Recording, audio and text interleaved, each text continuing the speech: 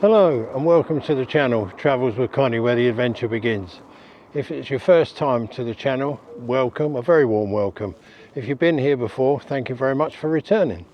This weekend we're at Littlecote House in Wiltshire.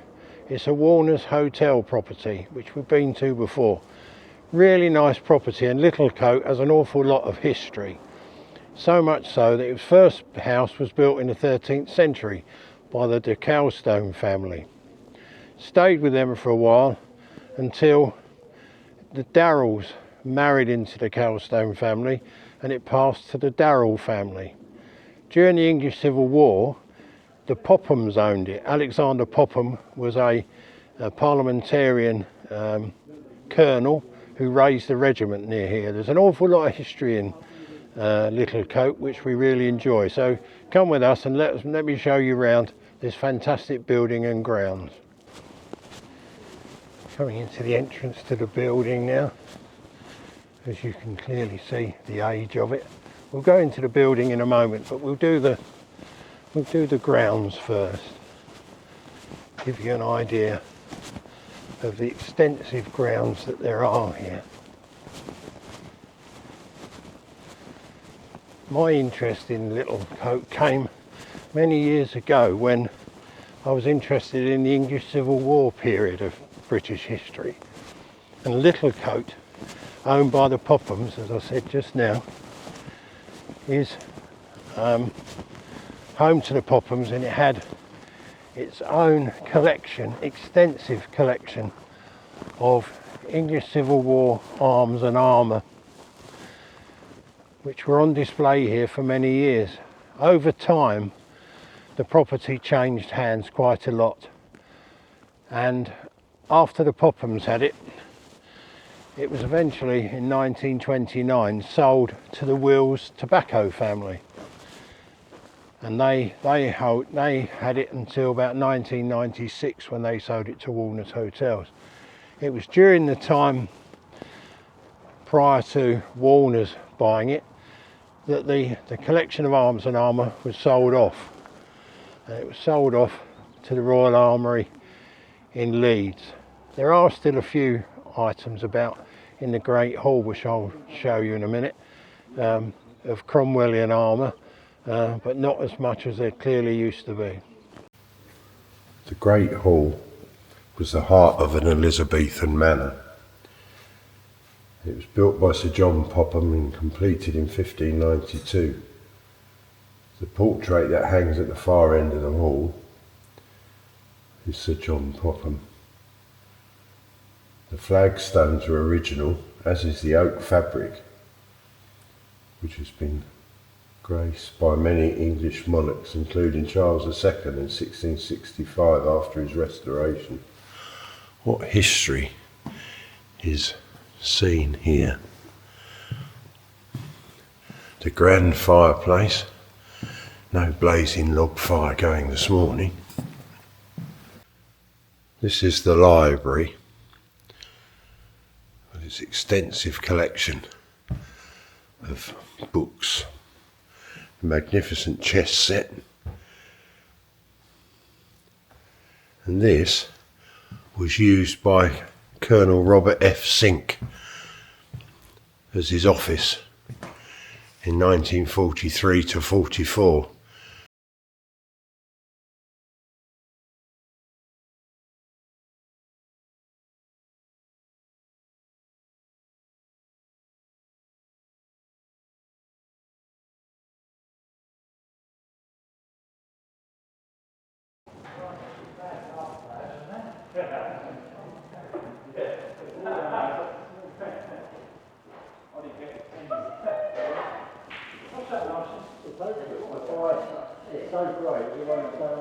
We've now arrived in the haunted gallery and bedchamber.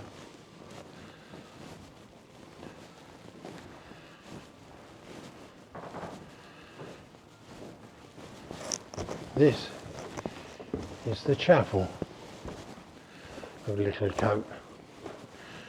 Sadly, one can't go downstairs to actually admire the woodwork and everything else. It's closed off to the public. but you get a sense of what it would have been like in earlier times. The mosaic on the floor, the artefacts in the cabinet, the pulpit. This would have been packed with the lord and lady of the house, servants and so on, all coming on Sunday to Sunday service. It's decidedly chilly in here, and this is the haunted bedroom. The two figures represent the nanny, if you like, the maid who delivered a baby that died many years ago. Quite a story to tell for that.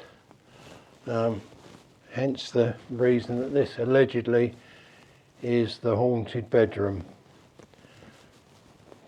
Very well carved four-poster bed. We're now approaching the Kennet Valley at War Trust Museum. This gives information about the 502nd Parachute Infantry Battalion that was stationed here during the war, with various exhibits to that effect.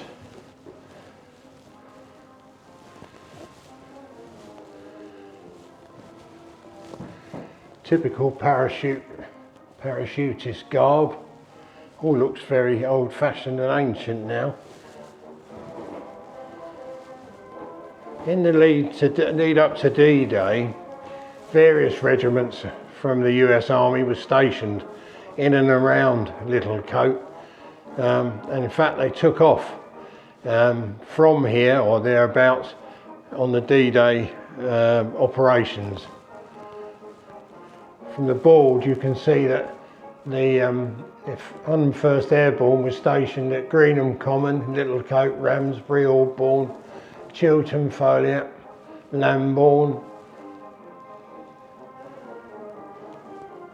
And these chaps, these Americans, most of them had never been outside America, and many of the local residents around here have never seen an American before, and were probably completely taken in by the Americans with their strange language, chewing gum, endless supplies of nylons, cigarettes, sweets for the children.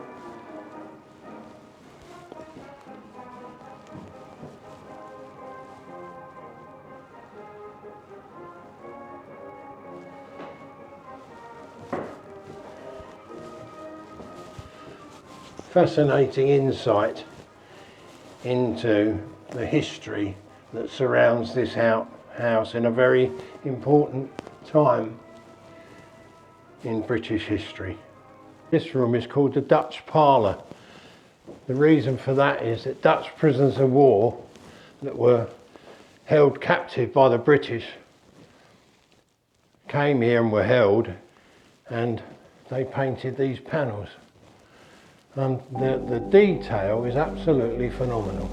Not only on the side walls, but as we pan up, we can see the detail on the ceiling.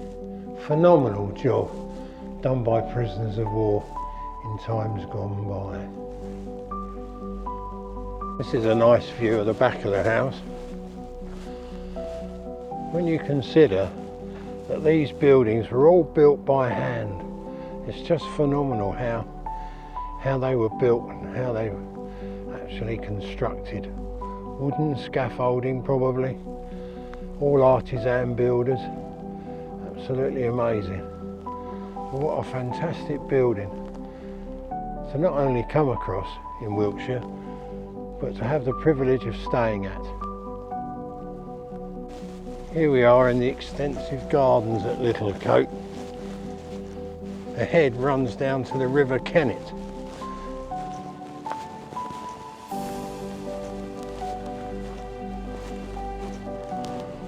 Must cost an awful lot to maintain these grounds.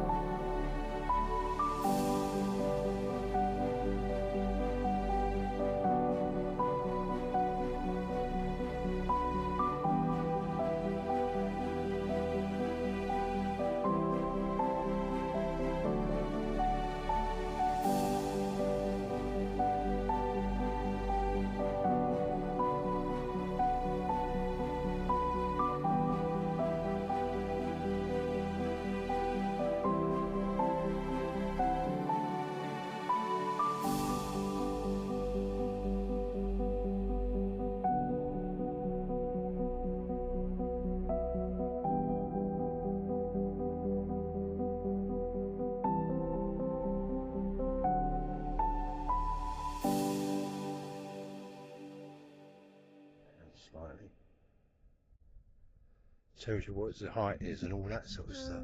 So we're going to turn it round. Try and get the trees.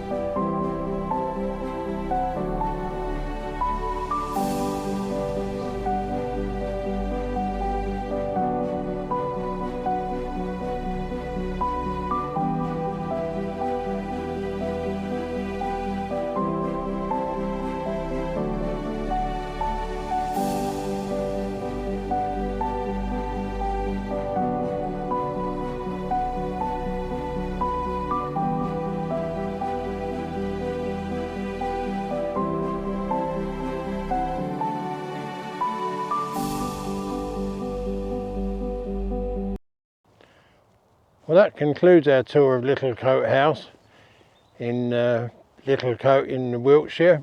I hope you've enjoyed the tour of the house and grounds, and if so, please like, subscribe and hit the bell icon for future notifications on the channel.